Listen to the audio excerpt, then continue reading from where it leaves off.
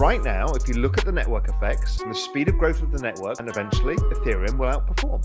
It only has to outperform by 2x and it's done. Do you see Ethereum flipping the Bitcoin's market cap? Yeah, for sure. For sure. This answer was so, as in, I would expect a yes, but it was for sure, it was like more than a yes. Yeah, I mean, for sure, because one is the internet of value, and the other is a store of value, right? They're not the same things. The value of all of the mobile phone networks in the world is worth a lot more than gold. But nobody compares them. That's stupid. But people compare these things. Now, if in 10 years' time, Bitcoin has smart contracts, has cheap transactions, all of these things that Ethereum offers, then fine, that may change again. I don't think of it necessarily as a permanent flippening. Maybe something else happens. I have a completely open mind. But right now, if you look at the network effects and the speed of growth of the network, Ethereum will outperform. And eventually, it only has to outperform by 2x and it's done. And it's larger. Does that mean that Ethereum's won? No, they're two different things. It's ridiculous. But still, we will see them both in CoinGecko and CoinMarketCap. Yeah. One next to each other. Yeah. And, and who knows if we look at that in 10 years' time? Could be something else. And I have no issue with that. I'm curious to know your 2 cents on regulation. And you've been in the space for many years. What's crypto? Is it a commodity, a security, a currency? First, who has to answer this question? As in, who will decide what's crypto? And second, who will hold the axe in the industry to decide what is what? So I think that this is not any of those things. It's a digital asset. And it has functions and features of everything. So we just need to walk away from the past and stop framing things or putting those square pegs in the round holes and just saying, okay, this is a digital asset. It's different. Kind of Singapore's doing that. I think the Middle East will do that. I think that will be the prevalent way. Switzerland's done a pretty good job with that too. And who's going to make that decision is actually the millennial and Gen Z population. The more that they're involved in the space, the more the politicians will have to listen to them. And what this space is trying to do is change the opportunity set for these people. They came out of university and in their 30s with the early 30s with the most expensive real estate of all time, most expensive equity market, the most expensive bond market, the most expensive credit market.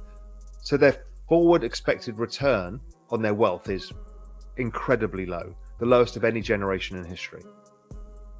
They also are earning less in real terms than any generation in history. They have more debt than any generation in history as a group of 30-year-olds. This is like the ability for retail to participate in early stage VC, derivative markets, all of the things that have made rich people richer.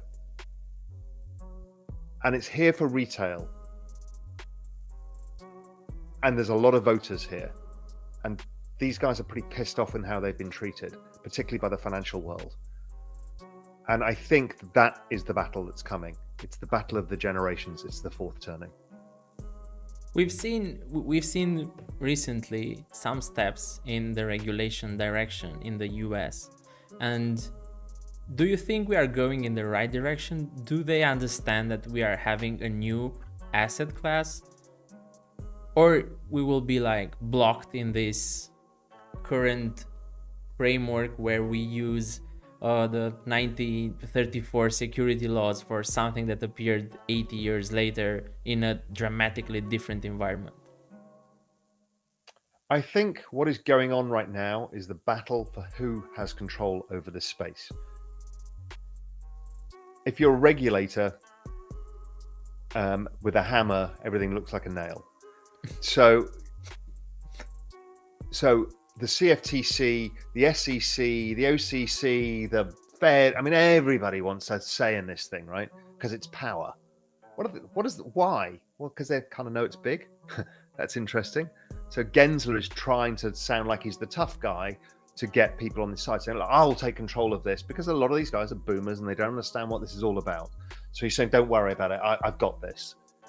So he's trying to get power himself. But, I think the US is learning about the power of the number of crypto holders and how passionate they are about the space and how much money they have. They will, as I said, they'll be forced to understand that this is not a 1934 securities law. What does the 1934 securities law actually do?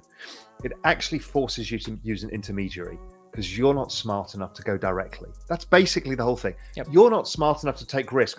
Unless you've got $1 million, then take all the risk you want. You can go to a casino, you can buy a gun, but you can't invest in a startup. No. Why? Because it forces people into intermediaries, which is why the banks and the asset managers don't want change. But the behavior that is observable is if you see a group of people who fear change and change is coming, there will be others who will drive it. So disruption, you cannot put the genie back in the bottle. So my guess is there's 20 asset management firms around the world thinking, fuck it, how do we change everything? And that's happening everywhere. The music industry, the film industry, the media business, the insurance industry, the banking industry, everything.